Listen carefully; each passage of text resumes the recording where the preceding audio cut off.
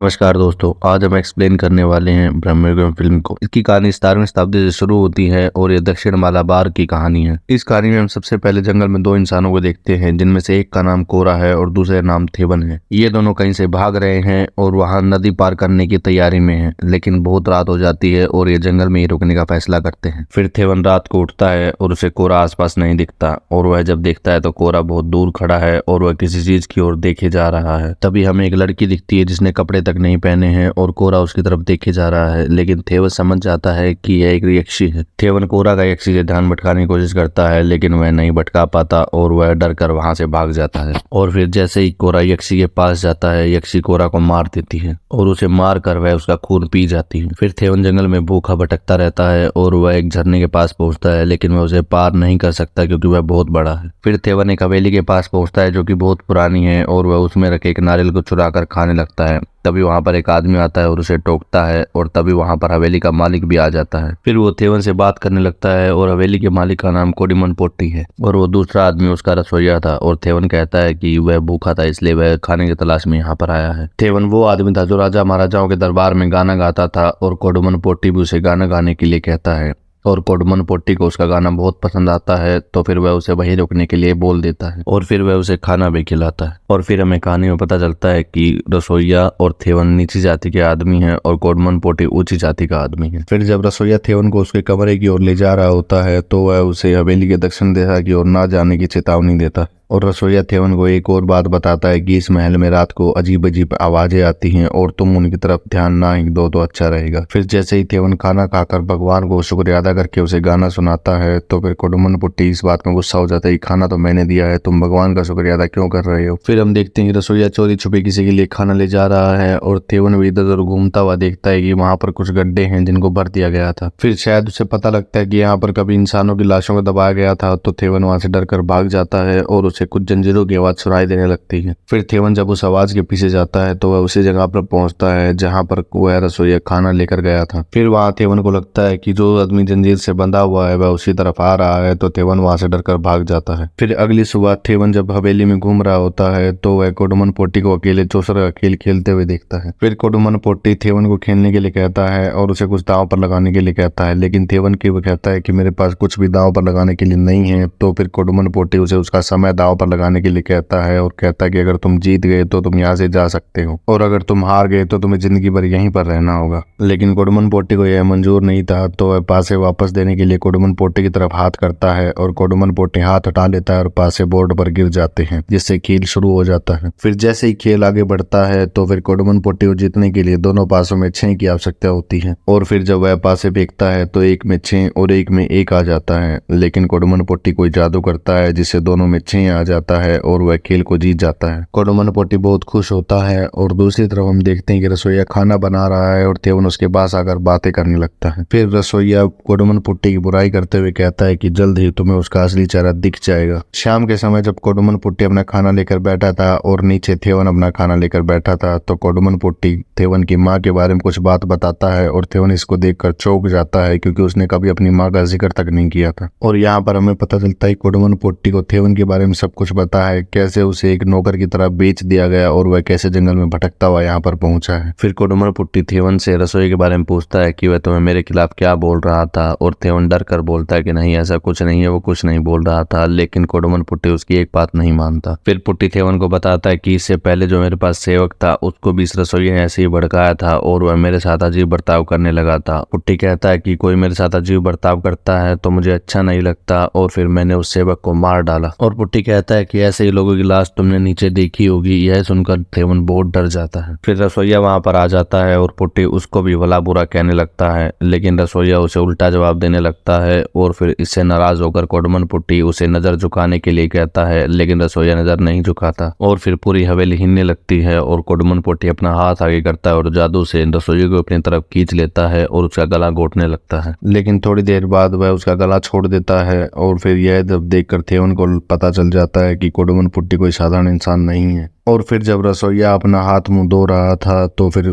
थेवन उसके पास आता है और उससे कुडुमन पुट्टी के बारे में पूछने लगता है। फिर रसोइया पुट्टी की सारी कहानी थेवन को बताता है। वह बताता है कि इनके परिवार में एक बहुत बड़े वेदाचार्य थे जो कि वाराही देवी की पूजा करते थे और उन्हें खुश करते थे। और फिर एक दिन देव उनसे खुश हो गए और उन्हें एक जादुई बक्सा दिया जिससे जो मांगो वह पूरा हो जाता है। उस बक्से में एक चातन नाम का प्राणी था जो कि सारी इच्छाएं पूरी कर रहा था। फिर पुट्टी के परिवार वाले चातन को ही बंदी बनाकर उससे अपना मतलब निकालने लगते हैं। फिर चातन एक दिन मुख खोलकर उसके परिवार के मुखिया को उस मुख में नरक दिखाता है और वह आराम आराम से सबकी आत्माओं को खाने लगता है और उसे रोकने के लिए बड़े से बड़े विद्वान और हिंदू पंडित आते हैं लेकिन उसे कोई नहीं रोक पाता। और फिर अंत में उस परिवार का एक आदमी आता है जो कि कुडुमन पुट्टी होता है। यहाँ पर हमें यह तो नहीं पता चलता कि वह उसे हरा पाया या नहीं, लेकिन इतना पता है कि अब इस परिवार में कुडुमन पुट्टी बचा है जो कि अकेला उस हवेली में रह रहा होता है। फिर उस रात थेवन यक्षी को कुडुमन पुट्टी के पास आते हुए और उसके पास सोते हुए देखता है। फिर अगली सुबह हम देखते हैं कि थेवन बहुत बुरी तरह से डरा हुआ है और वह महल से भाग जाने की सोच रहा है और वह अपना यह विचार रसोई के सामने रखता है, लेकिन रसोईया उसकी बात को नजरअंदाज कर देता है। फिर थेवन कमरे में जाके अपना सामान बांधने लगता है और तभी पुट्टी वहां पर आ जाता है और वह डरते हुए उससे कहता है कि वह वहां से जाना चाहता है। फिर पुट्टी उससे कहता है कि तुम जा सकते हो लेकिन जब बारिश रुकेगी तभी तो जा पाओगे ना। और फिर हम देखते हैं कि वहां पर तो बारिश हो ही नहीं रही थी, लेकिन जैसे ही पुट्टी बारिश का जिक्र करता है वहां पर बारिश होने लगती है और पुट्टी बताता है कि यहाँ पर तो बारिश बहुत लंबे समय तक चलती है, एक बार तो बारिश 3 साल तक चलती रही थी। फिर उस रात हम देखते हैं कि पुट्टी थेवन पर बहुत गुस्सा हो रहा है और वह उसे भी अपने पहले वाले नौकरों की तरह समझता है और अब थेवन बहुत ज्यादा डरने लगता है और पुट्टी को थेवन बिल्कुल भी पसंद नहीं होता। और हमें पता है कि जब पुट्टी को अपना सेवक पसंद नहीं आता तो वह उसे मार देता है। अब थेवन बहुत ही ज्यादा डरा हुआ और सहमा हुआ था और फिर रसोइया उसे अपने साथ ले जाता है और उसे मदिरा सेवन करवाता है। फिर थेवन जब मदिरा नशे में थोड़ा शांत हो जाता है तो वह उसे अपनी माँ के बारे में बताता है कि कैसे उसकी माँ बहुत मेहनती है और वह नदी के किनारे रहता है। और फिर वह उसकी सोने की बाली दिखाता है जो कि उसकी माँ ने ही उसे उपहार में दी थी। फिर उसके बाद थेवन जब सोने चला जाता है तो उसे सपना आता है और वह सपने में एक प्राणी को देखता है। और फिर अगली सुबह हम देखते हैं कि थेवन बैठा है और बारिश हो रही है और रसोइया एक गड्ढा खोद रहा है। वह गड्ढा ठीक उसी जगह पर खोदा जा रहा था जहाँ पर पहले के सेवकों को मार कर दफनाया गया था। यह सब देखकर थेवन को पता चल जाता है कि अगला नंबर उसी का है और वह बारिश में ही वहां से भाग जाता है। लेकिन जैसे ही थेवन हवेली के बाहर कदम रखता है उसे खून की उल्टियां होने लगती और फिर थेवन वापस हवेली में चला जाता है और उसे वहां पुट्टी मिलता है और पुट्टी कहता है कि अगर तुम्हें जाना था तो मुझसे पूछ कर यहाँ से चले जाते। और वह थेवन को अपने पैरों में गिर कर वहां से जाने की इजाजत लेने के लिए कहता है। और फिर जैसे ही थेवन उसके पैरों में गिरकर वहां से जाने की भीख मांगता तो पुट्टी हंसने लगता है और उसे वहां से जाने की इजाजत नहीं देता। और फिर हमें पता चलता है कि यहाँ से कोई भी नहीं भाग सकता है क्योंकि अगर कोई भागेगा तो पुट्टी उसे खून की उल्टियां करवाने लगेगा। फिर थेवन रसोई के पास जाता है और रसोइया उसके सामने और सारी बातें बताता है और वह उसे ऊपर उस कमरे में ले जाता है जहाँ पर जंजीर थी। और फिर वहां पर थेवन को एक लाश दिखती है जो कि कुडुमन पुट्टी की थी। यहाँ हमें पता चलता है कि जब कुडुमन पुट्टी छत्तन को हराने गया था तो वह भी उससे हार गया था और अब छत्तन उसका रूप लेकर इस हवेली में रहता है और राज करता है और उसने कुडुमन पुट्टी को जंजीरों से बांध कर रखा हुआ है। और अब कुडुमन पुट्टी मर गया था और रसोइया उसी की लाश को दफनाने के लिए वह गड्ढा खोद रहा था। तो यहाँ पर हमें पता चलता है कि वह प्राणी जिसका नाम चातन है वह इस जगह पर राज करता है और उसके पास बहुत सारी शक्तियां हैं और जो भी उसके पास आता है उसे उसके बारे में सब पता होता है और यहाँ पर जो भी बातें होती हैं उसे सब सुनाई देती। फिर रसोइया बताता है कि यहाँ से निकलने का सिर्फ एक ही रास्ता है जो कि नीचे तय खाने में है और उस तय खाने में एक दिया जल रहा है और अगर हम उस दिए को बुझा दें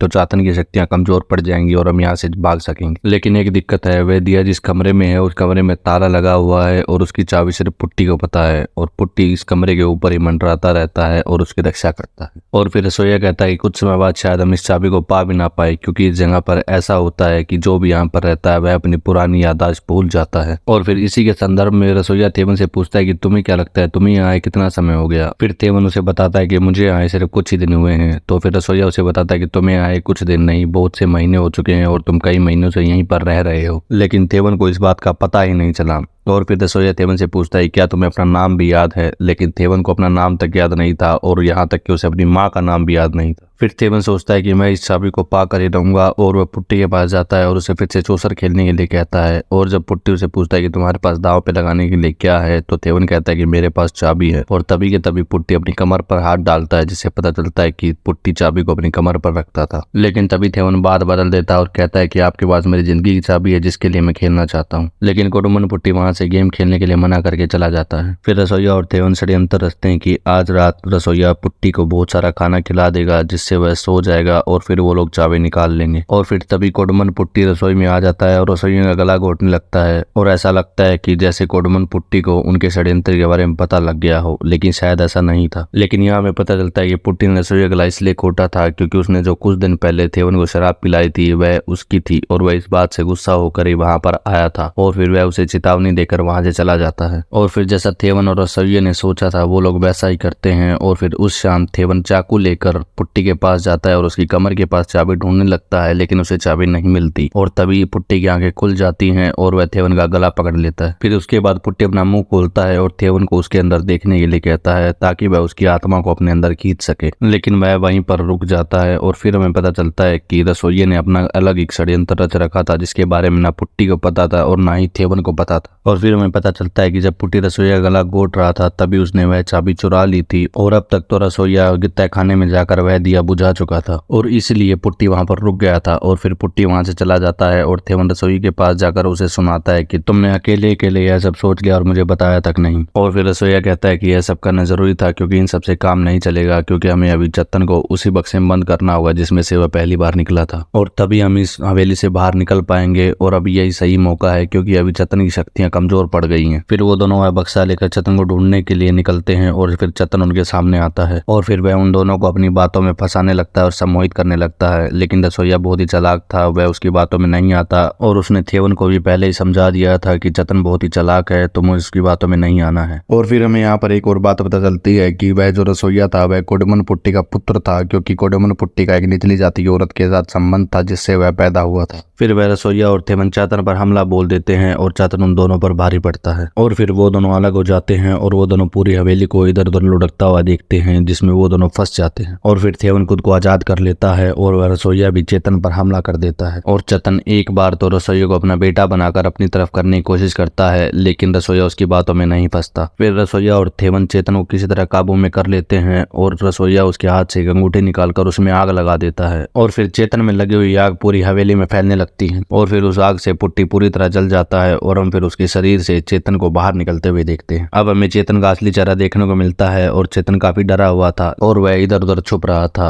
और फिर रसोइया अंगूठी पहनकर उस पर राज करने की कोशिश कर रहा था, लेकिन तभी थेवन उसे रोकता है और कहता है कि अगर तुमने ऐसा किया तो फिर से वही सब होगा और तुम्हारे पास भी शक्तियां आएंगी और तुम भी गरीब लोगों पर जुल्म करना शुरू कर दोगे। लेकिन रसोइया थेवन की एक बात नहीं सुनता और फिर उन दोनों में लड़ाई होने लगती है। चेतन वहीं पर इन दोनों को देख रहा था और वहां पर लगी आग पूरी हवेली में फैल जाती है और पूरी हवेली गिर जाती। फिर हम अगली सुबह थेवन को हवेली से बाहर निकलते हुए देखते हैं और उसे इस बार खून की उल्टी बनी हुई और उसे थोड़ी दूर चलते ही रसोइया उस पर हमला कर देता है क्योंकि थेवन के पास वह अंगूठी थी और रसोइया को वह अंगूठी वापस चाहिए थी। तभी वो दोनों जब झगड़ा कर रहे थे तभी रसोइया देखता है कि थेवन के कान में उसकी बाली नहीं थी और थेवन थोड़ा अजीब बर्ताव कर रहा था। फिर रसोइया को पता चलता है कि वह तो थेवन है ही नहीं और फिर हमें बताया जाता है कि थेवन तो उस हवेली की आग में दबकर मर गया था और अब चेतन थेवन का रूप ले चुका था और उसके पास अंगूठी भी थी। तभी रसोइया वहां से भाग जाता है और वह नदी किनारे जाकर चिल्लाने लगता है और तभी उसे कोई गोली मार देता है और वह गोली उसे पोर्टुगीज के एक सैनिक ने मारी थी जो कि वहां पर घूम रहे थे।